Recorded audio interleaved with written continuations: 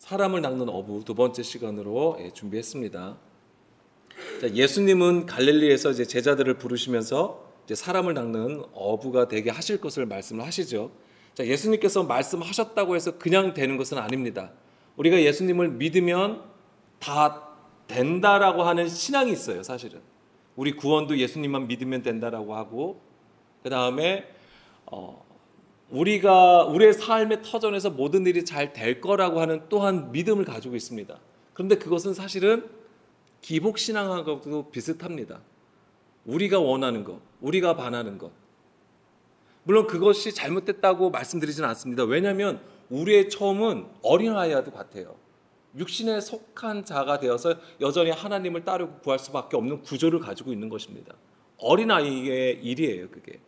그것을 제가 나쁘다고 말씀드리는 게 아니에요. 당연히 걸어가야 돼요. 그런데 거기에 머물면 안 된다라고 하는 것입니다. 항상 믿음으로 그 말씀을 따라 항상 위를 향하여, 하나님을 향하여 반드시 서야 되고 올라감이 있어야 되는 거예요.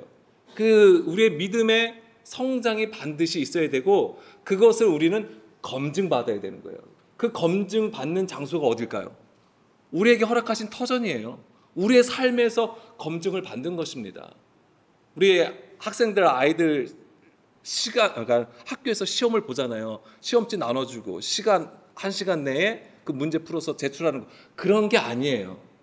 우리는 어떠한 또한 신앙적인 경험 있잖아요. 하나님을 만나는 그런 경험이나 어떤 일의 해결됨을 통해서 우리가 또한 시험을 거쳤다라고 얘기를 하죠.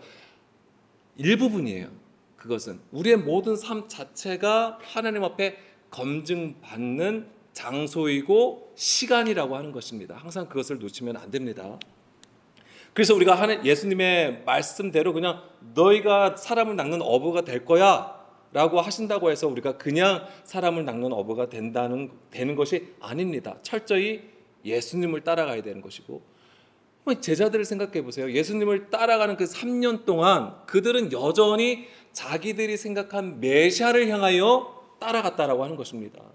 그들이 언제 비로소 깨달았냐면 예수님이 죽으신 이후 오순절, 그것도 예수님께서 마지막에 너희들이 함께 있기를 원하셨잖아요. 구하라고 얘기를 하신 거잖아요. 오순절에 성령의 가르침을 받으면서 성령이 임함으로써 비로소 깨달아 가기 시작한 거예요. 그것도 깨달아 가기 시작하는 거예요. 그래서 깨달아 가면서 그들에게 허락하신 지경에서 온갖 고난을 받아가면서 성장했던 것이죠. 우리도 마찬가지입니다.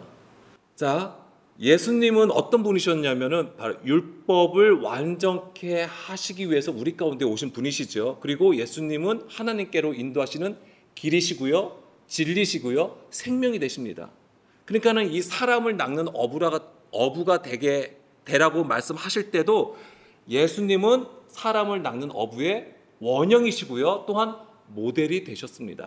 자, 마태복음 3장 16, 17절 말씀, 우리 이거는 함께 읽어보겠습니다. 예수께서 세례를 받으시고 곧 물에서 올라오실새 하늘이 열리고 하나님의 성령이 비둘기같이 내려 자기 위에 임하심을 보시더니 하늘로부터 소리가 있어 말씀하시되 이는 내 사랑하는 아들이요 내 기뻐하는 자라 하시니라. 아멘. 자, 예수님이 물세례를 받으신 것이 곧 사람을 낚는 어부가 무엇인지를 보여주시는 그림이 되는 것입니다. 이게. 자, 물에 잠겼다가 나와서 올라오신 것이 뭐냐면 마른 땅이 된 상태를 보여주는 거예요. 자, 이 그림을 우리가 어디서 이해할 수 있냐면 창세기 8장에 보게 되면 노아의 홍수 이후에 노아가 비둘기를 보내주잖아요. 비둘기를 보낸 이유가 뭐예요? 물이 줄어들어서 땅이 생겼는지 안 생겼는지를 확인하기 위해서 그런 거란 말이에요. 그런데 3번을 그렇게 했는데 마지막엔 돌아오지 않았어요. 비둘기가 돌아오지 아니하였다는 얘기는 무슨 얘기예요? 마른 땅이 있어서 거기에 머물게 되었다고 하는 얘기예요. 물이 계속 잠겨 있었으면 비둘기가 계속 날아다닐 수는 없잖아요. 그럼 다시 노아의 방주로 돌아왔어야 돼요. 그런데 돌아오지 아니하였다는 것은 바로 마른 땅이 생겼다고 하는 거예요. 그것이 바로 그 마른 땅이 바로 보여주는 것이 뭐냐면 예수 그리스도라고 하는 거예요. 그래서 예수 그리스도께서 세례를 받으시고 올라오셨을 때 비둘기, 그러니까 성령님이 임함이 바로 그것을 보여주는 것입니다. 그래서 물에 잠겼다가 나와서 마른 땅으로 올라오신 것인데, 이것이 바로 비둘기같이 임하는 성령을 통해서 하나님의 그 아들을 낚으신 것. 그러니까 하나님도 뭐냐면 사람을 낚는 것이 무엇인지를 우리에게 보여주신 것이고, 그것을 또한 예수님께서 그 모델이 되어주셔서 제자들에게 또한 그렇게 하신 거예요.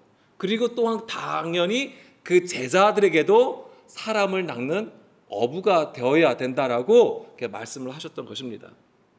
자, 물속에서 나와서 마른 땅으로 올라오셨을 때에 성령이 임한 것이 바로 바다에서 건짐을 받은 사람의 원형이라고 하는 거예요. 그래서 예수님이, 자, 창세기 8장 8절에서 12절 말씀이 금방 제가 말씀드린 거예요. 자, 비둘기를 내놓아 지면에서 물이 줄어들었는지를 알고자 하매. 그러니까 비둘기를 보낸 이유는 바로 이거예요. 물이 줄어들었는지 그렇지 않은지, 마른 땅이 나왔는지 그렇지 않은지를 확인하기 위해서예요.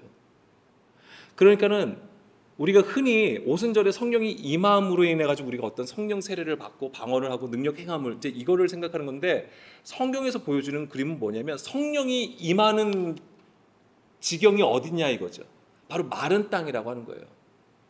그러니까는 오순절에 우리가 생각하는 그 오순절의 역사는 사실은 일부분이라고 하는 것입니다.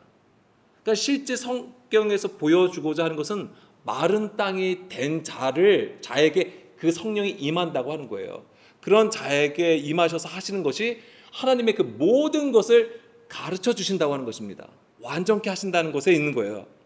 그러니까 진리를 가르쳐 주시는 것에 있어요. 성령의 임함은. 그래서 성령은 진리의 영이라고 하는 것입니다. 그러니까 우리가 그거를 반드시 가지고 있어야 돼요. 물론 능력 행하는 거 좋아요. 환상을 보고 방언을 하는 거 좋고, 병 고치는 치유의 역사에 있는 거 굉장히 중요한 것입니다.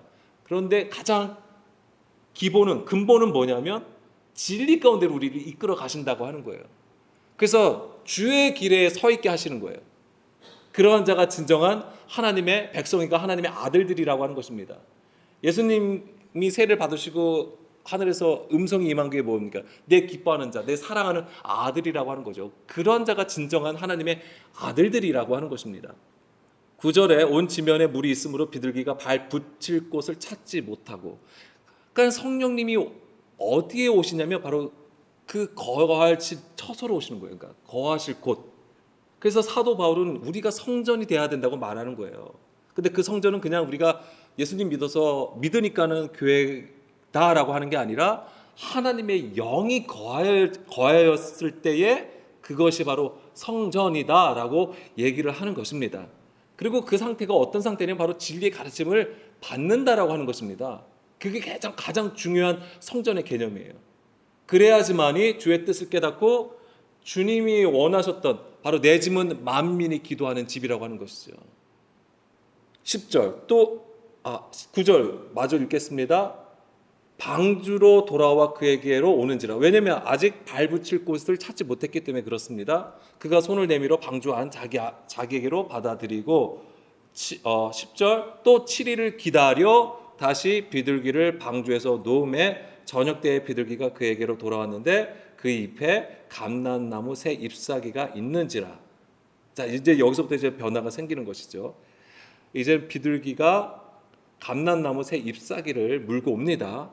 그리고 또 기다립니다. 그리고 12절 또 7일을 기다려 비둘기를 내놓음에 다시는 그에게로 돌아오지 아니하였더라라고 되어 있습니다.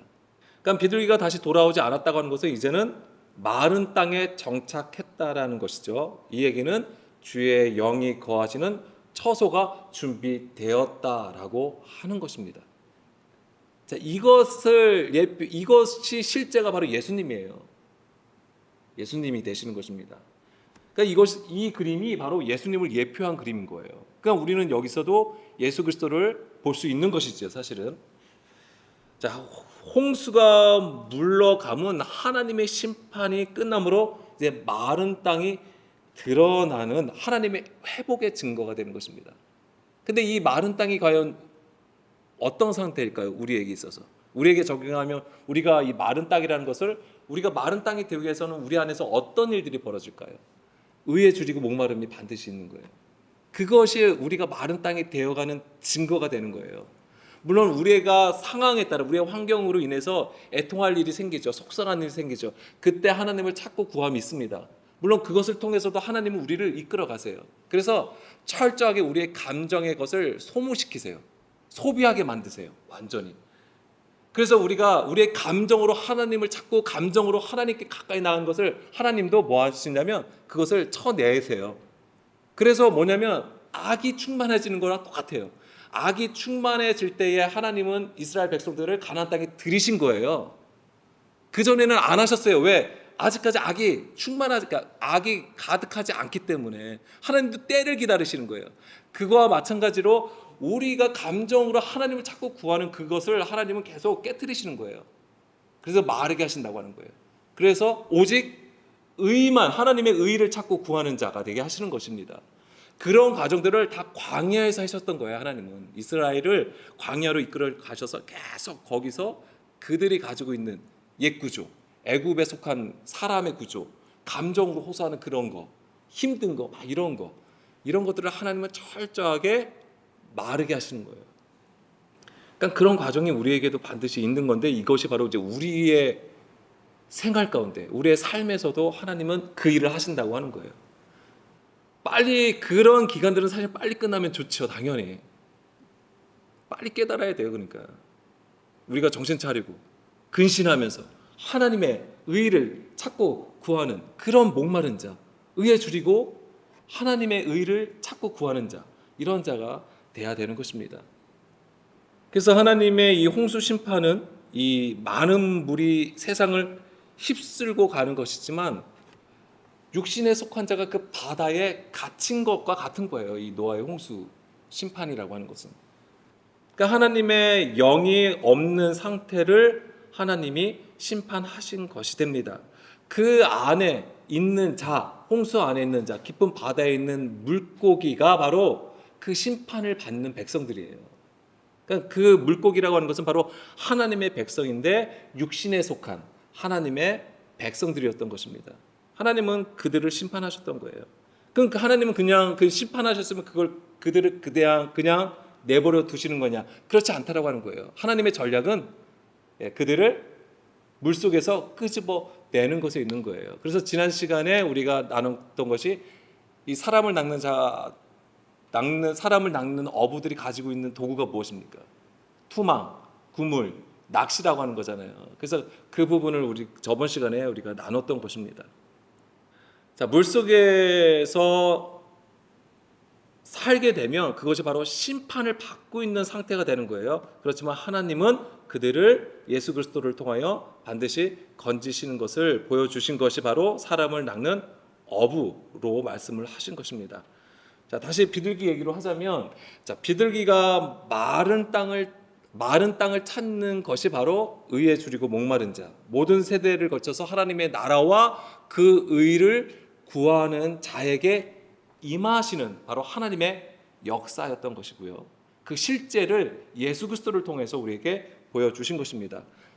그런데 이제 11절에 보게 되면 감람나무, 이 비둘기를 내놓았는데 감람나무 새 잎사귀를 찾게 됩니다. 이 감람나무 새 잎사귀가 의미하는 것이 무엇일까요? 하나님의 아들에 대한 모형이, 의인에 대한 모형이 되는 것입니다. 자, 이것을 우리가 먼저 잠언서 11장 28절, 잠언서 11장 28절 말씀해 보게 되면은 자기의 재물을 의지하는 자는 패망하려니와 의인은 푸른 잎사귀 같아서 번성하리라. 바로 의인은 푸른 잎사귀 같다라고 하는 거잖아요. 바로 이 푸른 잎사귀가 감람나무 새 잎사귀가 되는 거예요. 비둘기가 물고 왔다고 하는 것은 바로 의인을 얘기하는 거예요. 자, 그러면 이런 자가 무슨 일을 하게 되냐면 결국은 하나님께서 의인이라고 인정하시는 그 자들이 과연 열방을 향하여 무슨 일을 하냐면 계시록 22장 1, 2절 말씀, 계시록 22장 1절 2절 말씀에 보게 되면 그 보좌로부터 생명수 강이 흘러나오죠. 2절 보게 되면 그 길 가운데로 흐르더라. 길 좌우에 생명나무가 있어 12가지 열매를 맺되 달마다 그 열매를 맺고 그 나무 잎사귀들은 만국을 치료하기 위하여 있더라. 아멘. 바로 이 일을 하는 거예요. 만국을 치료한다라고 하는 것입니다. 그 나무 잎사귀들이. 이들이 의인들이에요. 그래서 성경에 기록된 이 언약적 구조에서 이런 자들이 바로 사람을 낚는 어부의 영적 그림이라고 하는 것이죠. 그러니까 사람을 낚는 어부는 반드시 하나님의 언약의 구조 안에서 그 말씀에 순종하여 하나님 앞에 있다라고 하는 것입니다. 자, 비둘기. 자, 예수님이 세례를 받으실 때도 하늘이 열리고 비둘기가 내려왔죠. 그죠? 성령님이 비둘기 같은 성령이 내려왔다라고 했습니다. 비둘기가 어떤 단어입니까? 비둘기가 뭐죠? 단어로? 히브리어로. 선지자에도 있습니다. 네, 요나입니다. 요나. 비둘기가 요나예요. 그러니까 요나서 있죠. 요나 선지자가 있는데 하나님의 명령을 받고 이제 니느웨로 가야 되는데 요나는 니느웨로 가지 않았죠. 하나님의 명령을 어기고 도망갑니다. 오히려 바다로 도망가다가 오히려 큰 물고기에게 삼킴을 당하고 나중에 토하여지는 그런 일을 당하는 거잖아요. 그러니까 요나는 선지자임에도 불구하고 하나님의 명령을 듣지 않습니다. 왜 그러냐면 요나가 왜 니느웨로 들어가지 않았죠? 왜 들어가지 않았습니까? 니느웨는 사실은 이스라엘의 입장에서는 원수잖아요. 그 원수가 되는 그들에게 가가지고 복음을 전하라고 하는 거잖아요. 복음을 전하려면 하나님께서 그들을 복음을 전해서 구원을 하시겠다는 건데 요나 입장에서는 그것이 용납이 안 되는 거예요. 하나님이 명령하셨음에도 불구하고 그게 용납이 안 돼요. 왜요? 원수잖아요. 저들은 망해야 되는 거예요. 저들은 진멸당해야 하는 족속이란 말이에요. 그런데 그들을 살리시겠다? 그러니까 이게 마음에 안 든 거야. 그래서 도망간 거잖아요. 요나가. 우리가 그럴 수 있어요. 우리가 가지고 있는 사상, 우리가 가지고 있는 생각, 우리가 옳다라고 여겼던 거와 하나님께서 말씀하신 것이 대치가 되잖아요. 그럼 거기서 이건 하나님이 아닌데 라고 얘기할 수 있다라고 하는 거예요. 내 생각과 다르다고 해가지고 함부로 그렇게 우리가 판단하고 얘기한다라고 하는 것입니다. 그게 우리의 신앙의 구조예요. 저도 그럴 수 있는 것이고요. 우리 누구나가 그러한 자리에 있을 수 있다라고 하는 것입니다. 항상 그것을 주의하고 경계하는 것이죠. 근데 요나가 하여튼간 그러한 모습을 우리에게 또 보여줍니다. 마태복음 12장 39절에서 40절 말씀. 예수님께서 사실 공생의 기간 동안 많은 표적과 기사들을 보여주셨죠. 그런데 바리새인과 서기관들이 예수님한테 표적을 보여달라고 했어요. 근데 예수님은 뭐라고 말씀하시죠? 나는 너희에게 요나의 표적밖에 보여줄 것이 없다라고 얘기를 하세요. 지금까지 많은 표적을 보여주셨음에도 불구하고 나는 너희들에게 요나의 표적밖에 보여줄 표적이 없다라고 말씀을 하십니다. 그러면서 40절에 요나가 밤낮 사흘 동안 큰 물고기 뱃속에 있었던 것 같이 인자도 밤낮 사흘 동안 땅속에 있으리라. 그러니까 예수님께서 요나의 표적을 얘기를 하셨는데 40절에 구체적으로 무엇을 얘기하신 거죠? 이것이 바로 이제 십자가의 부활, 십자가의 죽음과 죽음은 요나가 어떻게 보여준 겁니까? 바다에 빠져서 물고기 뱃속에 있는 상태. 그것이 바로 음부고 어둠이라고 하는 거예요. 그게 바로 죽음이라고 하는 것입니다. 죽음. 예수님께서 십자가에 죽으신 다음에 무덤에 들어가셨잖아요. 그 상태를 얘기하는 거예요. 3일 동안 있었습니다. 그런데 예수님께서 부활하셨죠. 그 무덤에서 나와서 그러니까 부활하셔서 무덤에서 나오시고 이제는 나중에는 그러니까 승천을 하시게 되는데 그러면 그것은 요나가 어떻게 보여준 겁니까?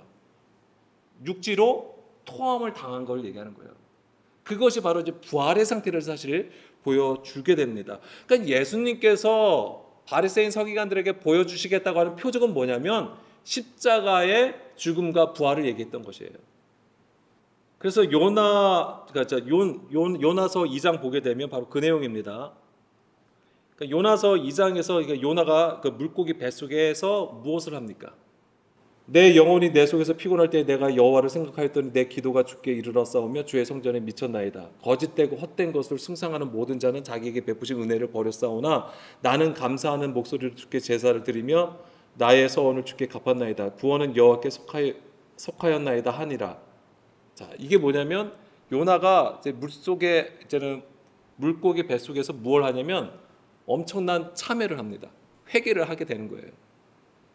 그 음부 안에 있잖아요. 그러니까 뱃속에 있잖아요. 그러니까 죽음을 경험한 거예요.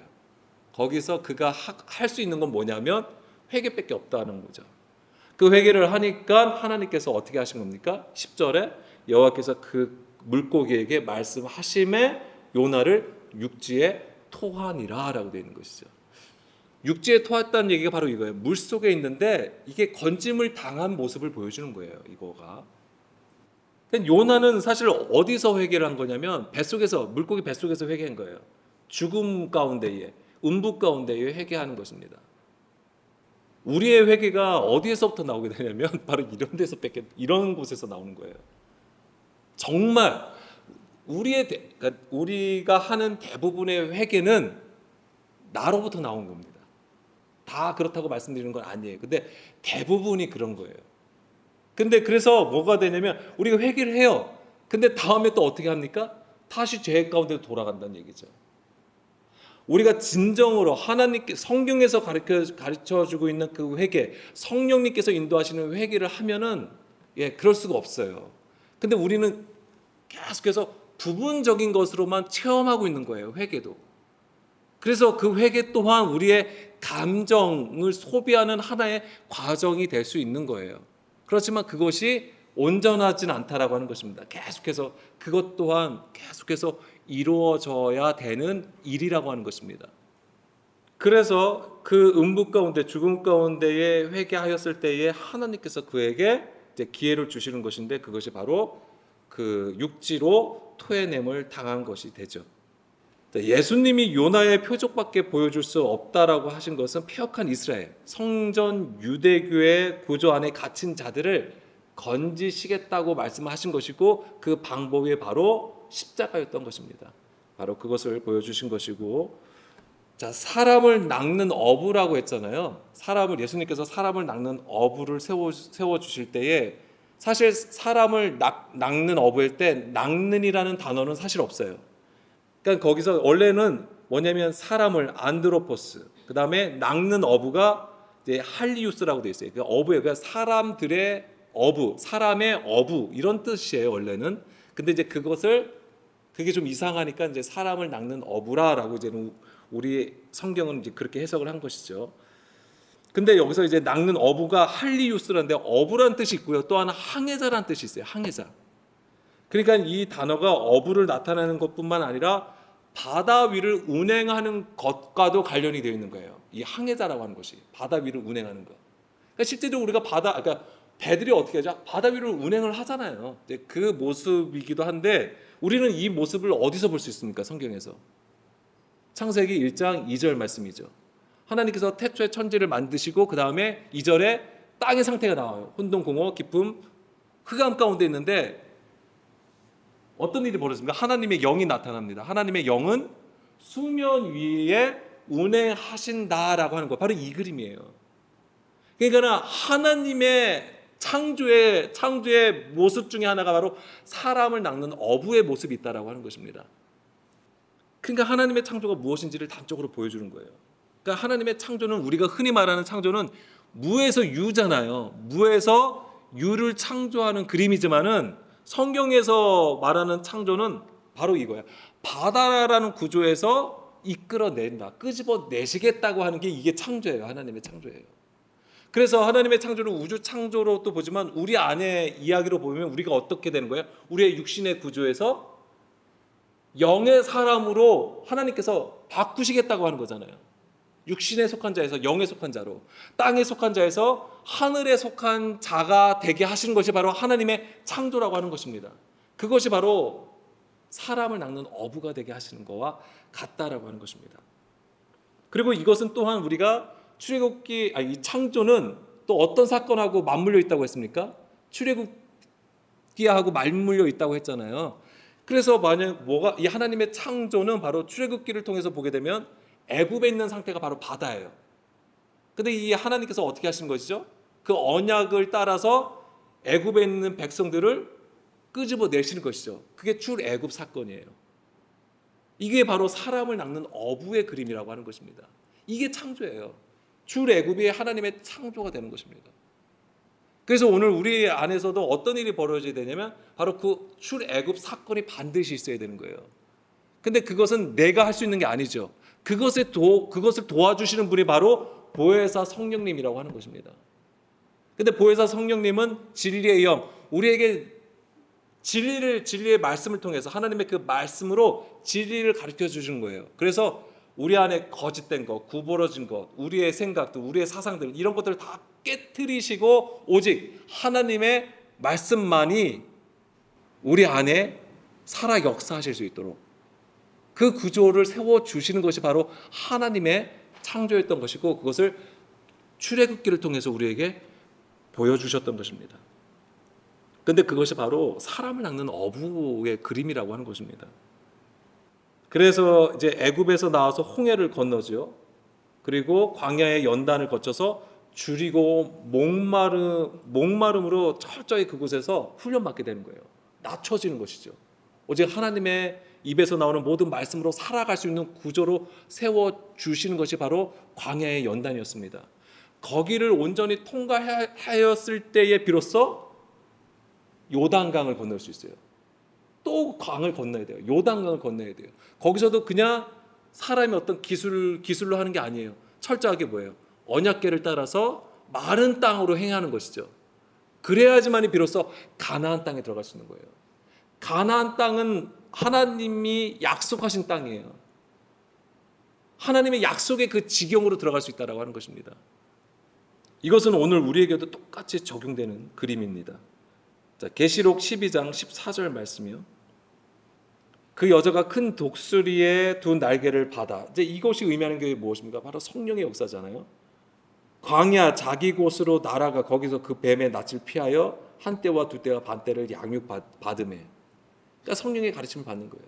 근데 이 가르침은 우리가 정말 좋은 지식, 정말 우리가 지금까지 알지 못했던 것을 확 깨달아져서 막 이렇게 새롭게 알아가는 그런 것도 있겠죠. 그런 것도 있는 것이지만 여기서의 목적은 무엇입니까? 내가 철저하게 줄이고 목마른 자가 되게 하는 거예요. 그래서 하나님의 말씀만이 남아있는 상태가 되게 하시는 거예요. 그래서 하나님은 지금도 우리의 풀과 꽃을 다 시들고 마르게 하신다니까요. 우리의 사랑하는 감정, 우리가 헌신하고 섬기는 감정, 막 불타는 그런 감정 굉장히 중요한데 이게 어느 순간에 속임을 당할 수 있어요. 그것조차도 하나님은 다 마르게 하시는 거예요. 그래서 우리의 열심을 통해서 하나님은 우리의 감정이나 우리의 그런 사람으로부터 나오는 것들을 다 뭐하게 하시냐면 소비하게 하신다고 하는 방법이 있는 거예요. 하나님은 그것조차도 근데 게을리해 하시면 안 돼요. 우리가 서로 위로하고 서로 돕고 헌신하고 섬김, 예배드림, 나의 육신을 쳐서 그 하나님 앞에 서고자 하는 그것은 계속해서 우리가 추구해 나가야 되는 것입니다. 다만 뭐냐면 그것이 옳고 그것이 맞다라고 하는 그 구조는 반드시 경계하셔야 되고 깨트리셔야 된다고 하는 거예요. 치열한 싸움입니다. 이거 쉬운 거 아닙니다.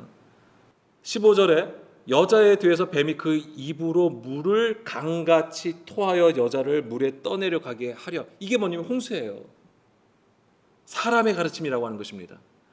그러니까 땅이 여자를 도와, 그런데 이제 땅이 여자를 도와 그 입을 벌려 용의 입에서 토한 강물을 삼키니 용이 여자에게 분노하여 돌아가서 그 여자의 남은 자손 곧 하나님의 계명을 지키며 예수의 증거를 가진 자들과 더불어 싸우려고 바다 모래 위에 서 있더라. 자, 16절에 보면 자, 뱀이 물을 토하였습니다. 그런데 그 여자를 누가 도와줍니까? 땅이 도와줘요. 땅에 여자를 도와 그 입을 벌려 용의 입에서 토한 강물을 삼켜요. 그럼 이 땅은 뭘 의미할까요? 이 땅이 뭘까요? 이 땅이 어떤 상태냐면 마른 땅이 된 상태를 얘기하는 거예요. 마른 땅입니다. 마음이 상하고, 그러니까 심령이 가난하고 통회하고 의에 줄이고 목마른 그 땅을 얘기하는 거예요. 그런 자가 용의 공격을 받아도 이길 수 있다라고 하는 것입니다. 바로 이 마른 땅이 된 자가 바로 여자의 남은 후손이에요. 그게 아까 17절이잖아요. 남은 후손이라고 하는 거예요. 그 마른 땅이 된 자가. 이 남은 자손, 여자의 남은 자손이 누굽니까? 하나님의 계명을 지키고 예수의 증거를 가진 자. 철저하게 자기의 목배임을 당한 자를 얘기하는 거예요. 자기의 목배임을 당한 자는 그리스도를 머리로 삼은 자라고 하는 것입니다. 그것이 바로 하나님이 기뻐하시는 교회죠. 그들이 바로 사람을 낚는 어부가 된다라고 하는 거예요. 그런데 이 사람을 낚는 어부들은 고기를 잡을 뿐만 아니라 또한 뭐 또 하냐면 그 고기 중에서도 좋은 것과 나쁜 것을 구별한다라고 하는 것입니다. 마태복음 13장 47절에서 50절 말씀이죠. 지난 시간에 한번 말씀을 드린 건데, 또 천국은 마치 바다에 치고 각종 물고기를 모는 그물과 같으니 그물에 가득함에 물가로 끌어내고 앉아서, 마태복음 13장 47절이요. 좋은 것은 그릇에 담고 못된 것은 내버려 두니라. 자, 여기까지만 보겠습니다. 자, 이게 하나님 나라 비유잖아요. 그런데 이게 뭐냐면 바다에 치고 각종 물고기를 모는 그물과 같다라고 하는 거예요. 근데 그거 자체가 뭐냐면 하나님 나라예요. 이게 뭐냐면 하나님 나라는 하나님의 다스림이란 뜻이잖아요. 말씀으로 다스리는 거 얘기하니까 하나님 말씀이 어떻게 운행하시는가를 지금 말씀하시는 거예요. 근데 그물에 고기가 가득해요. 그걸 어떻게 합니까? 물가로 끌어내어 앉아서 좋은 것과 못된 것을 구별하시게 되죠. 근데 이게 뭐냐면 49절에 세상 끝에도 이러하다라고 하는 거예요. 이게 세상 끝의 일이에요. 천사들이 와서 의인 중에서 악인을 갈라내요. 자, 악인이 어디에 있습니까? 악인이 어디에 있어요? 예, 의인 중에 있는 거예요. 여기서 보면은 의인과 악인은 함께 있는 거예요. 우리 안에 얘기면 내 안에 의로운 것도 있고 하나님을 따르는 자가 있고, 예, 속사람이 있고요. 또 하나님의 말씀을 따르지 아니하는 겉사람이 내 안에 같이 있다라고 하는 거예요. 그런데 우리가 누구를 함부로 판단하고 누구를 함부로 정죄할 수 있습니까? 없다라고 하는 거예요. 오히려 그를 통해서 나를 볼 수 있어야 되는 거예요. 내 앞에 있는 자, 상대자를 통해서 나를 볼 수 있어야 돼요. 그 정도 수준에 있어야 되는 거예요, 우리가. 그렇지 못하면 계속해서 우리는 어린아이의 수준에 머물 수밖에 없는 것이죠. 의인 중에서 악인을 갈라내어 풀무불에 던져 넣으리니 거기서 울며 이를 갈리라. 바로 이걸 얘기하는 거예요. 다시 47절, 48절로 돌아가면 이것이 바로 이제 세상에 하나님의 나라의 복음이 전하는 것이 무엇인지 그것을 얘기하고 있는 것인데, 여기서 보세요. 그물에 뭐가 이제 각종 물고기가 가득하다 그랬잖아요. 각종 물고기인데 이게 파스게네스예요. 게네스가 무슨 뜻이냐면 민족, 족속이라는 뜻을 가지고 있어요. 민족, 족속이에요. 그러니까 여기서 물고기라고 했지만 사실은 모든 족속이에요.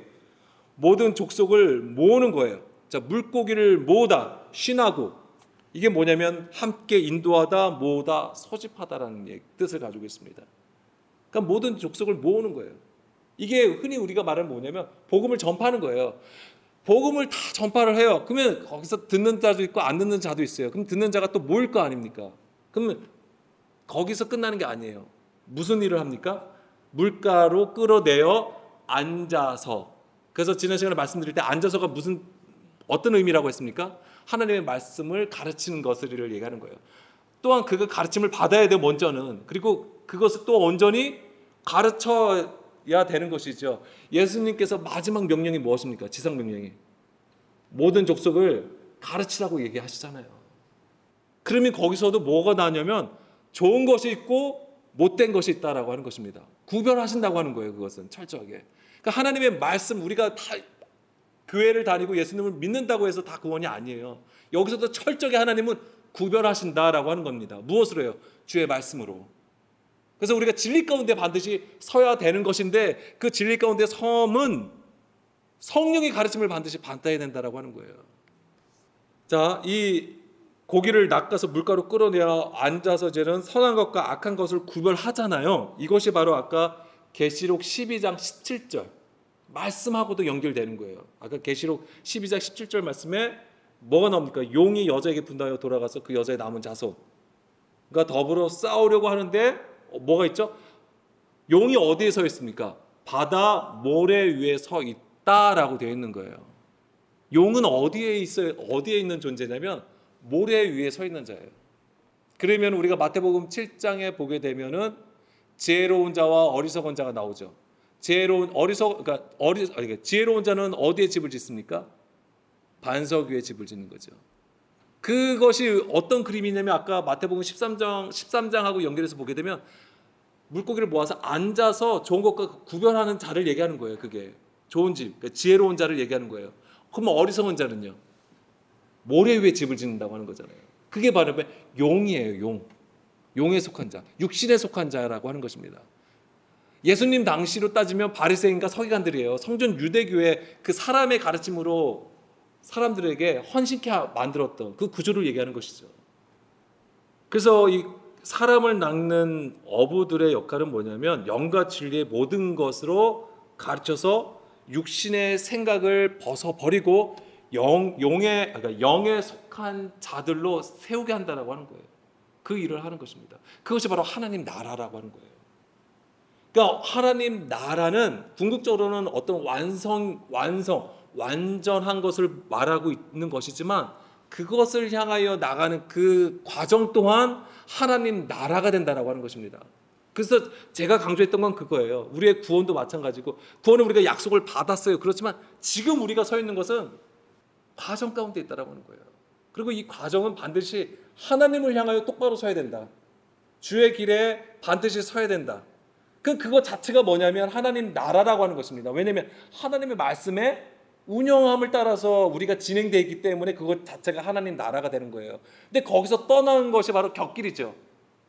그것은 이제 우리가 하나님의 것을 떠난 바로 이제 죄, 불법, 악에 속한 자가 되어 버린다고 하는 것이죠.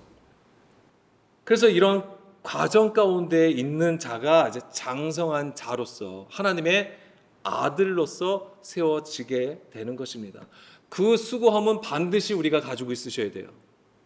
예. 각자 상황 달라요. 각자 처한 모든 일들이 다 다릅니다. 그렇지만 동일하게는 무엇이 있어야 되냐면 하나님을 향한 그 열심과 수고함은 반드시 가지셔야 된다고 하는 것입니다. 그게 어떤 모습인지는 전 몰라요. 각자가 아시는 거예요. 그곳에서 우리가 하나님을 찾고 발견하고 오늘도 우리에게 허락하신 그 말씀이 무엇인지를 듣고자 하는 그 상한 심령, 그 가난한 마음으로 철저히 낮아짐 속에서 주의 일하심을 구하는 그 한 사람으로 반드시 서야 되는 것입니다. 그것을 하는 자가 바로 사람을 낚는 어부가 되는 거예요.